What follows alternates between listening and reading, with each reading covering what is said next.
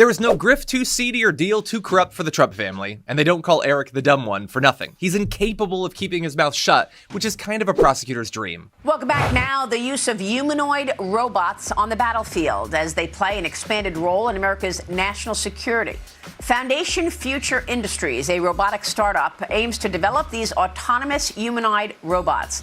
The company just secured a $24 million contract with the Pentagon for its Phantom robot to begin tests with the Marine Corps and help troops breach enemy sites more safely. Joining us now is Foundation Future Industries founder and CEO, Sankat Patak, and the company's chief strategy advisor, Eric Trump, President Trump's son. Congratulations to you both. Thank you so much for being here. Thanks, Maria. Thanks for having us, Maria. Sankat, I want to kick this off and learn more about this. And I guess what I'd love to also understand is the competitive landscape on this, because I know China is trying to have robots on the battlefield as well. Eric, I know this is a lot about national security, but Sankat's talking to us about other use cases. Tell us about that, and how did you get involved? What attracted you to this company? Well, Sankat's been a friend of mine, and I walked into his factory, and I couldn't believe what I saw. You know, coming from hospitality, the uses are unlimited. But, you know, Maria, you're just talking about China. You know, we are America first. We have to win this race. We've had to win a lot of races, right? You know, I got involved with crypto in a very big way because we had to win that digital revolution. We have to win robotics in the United States of America. You had a great segment 2 days ago, Maria, about the robot in Beijing that was literally running marathons and beating the fastest marathoners by 7-8 minutes for a full marathon. I mean, you know, these are in the very early days. We better be winning this race in the United States of America. We're the greatest economy in the world, and that's exactly what Sankat's doing. And I'm telling you, he's doing a phenomenal job. When you go up and you interact with these robots and they fist bump you, they high five you, they follow your commands, you bring in AI autonomy, it's going to change industry, it's going to change military application, it's going to change hospitality. The uses are unlimited, and I think it's a very beautiful thing, but we must win this race. Anthropic was pushing back on using autonomous weaponry without a kill switch or a human at some point, you know, turning it off. Your thoughts on that, and whether or not there are guardrails that need to be in place here?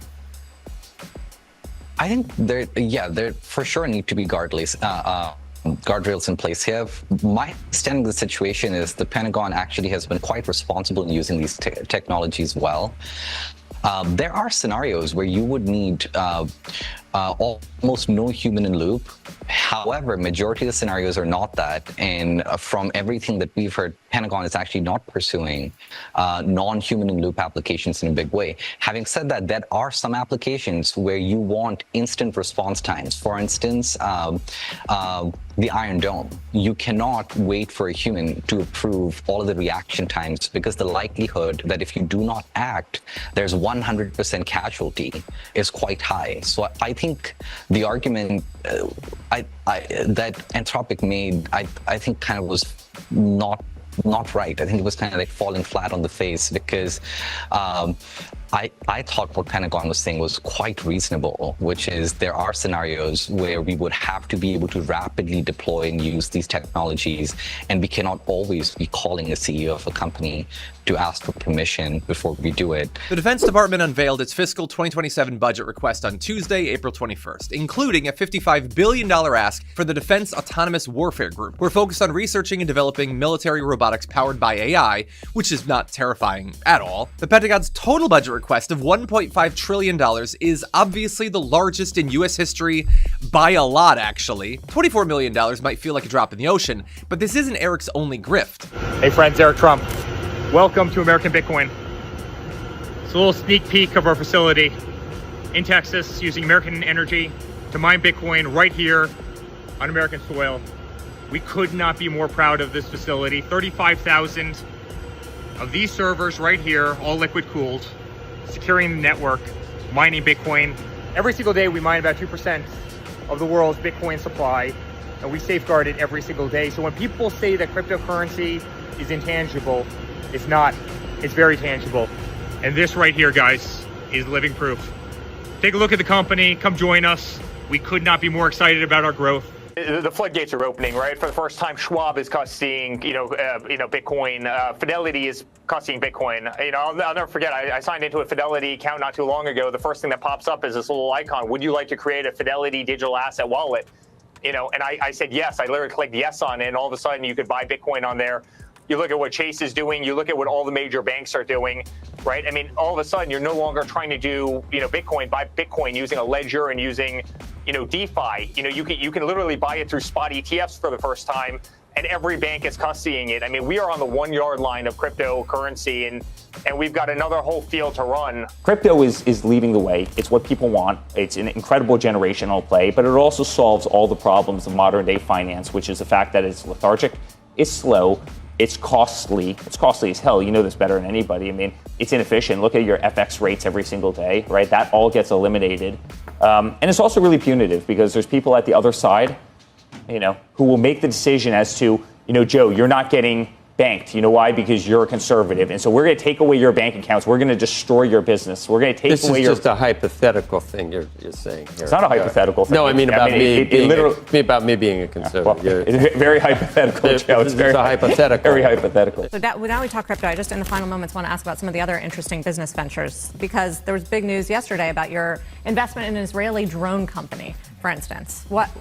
What's the story there? And again, you'll have the same questions about, they're dependent on the Pentagon for sales and regulation. Listen, I think at the end of the day, we invest in a lot of things that we believe in, right? If anybody doesn't believe that drones is, the wave of the future, they're silly, their eyes aren't open. And so I think there's tremendous drone technology. And, listen, we've been investors our entire lives. We put money into ventures. That's what I did in a company that I believe in, and I'm really excited about it. I think it's great. And then we have the greatest real estate portfolio in the world. I think right before we went on air, you said this is the most beautiful room. It's the most golden room. It's the most beautiful room. And you said you have ever done an interview out of. And so, we have the greatest hospitality assets in the world. The Trump Organization, we have 26 projects going up around the world. And how's business? We are doing incredible. The brand is hot. The brand is hot because your father's president. Yeah, the brand is hot because we The also... brand's been hot for 40 years. In all fairness, my father was on the leading edge of everything in real estate. He was the first person to amenitize condominiums back when that was totally unheard of. He's the guy that's done that. And since he's been in politics for the last decade, Eric and I have been doing these things and perpetuating the thing that he started. He's not involved. He hasn't been. Frankly, he has much bigger things to worry about, and he even acknowledges that.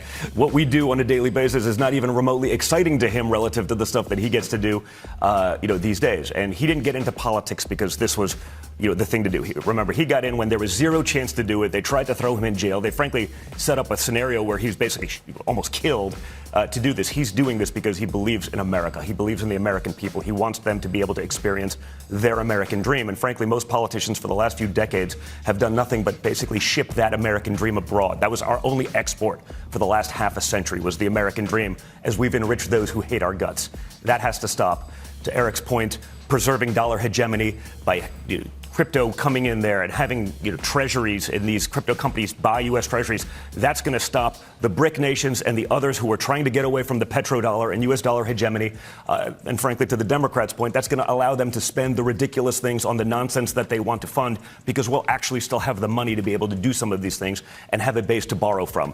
So this is about America first, and to lead the way in crypto is going to be leading the way in the future of finance. This might be the one time that we actually hope that a government contract is being away. It'd be much better for all these Silicon Valley startups to be actively lying about the technology they're developing, rather than to actually be developing fully autonomous weapons of mass destruction. Vaporware sounds pretty good in this case. But either way, a $1.5 trillion increase in military spending is a horrifying thought, and the midterms offer us a real chance to finally change our trajectory on this and on many other issues, not just by voting out the Republicans, but by finally taking a long, hard look at the Democratic slate. We have been putting up with uninspiring and downright harmful Democratic candidates for way too long, and we must leave behind anybody willing to go along with the platitudes that got us in this mess in the first place. They abandoned us first.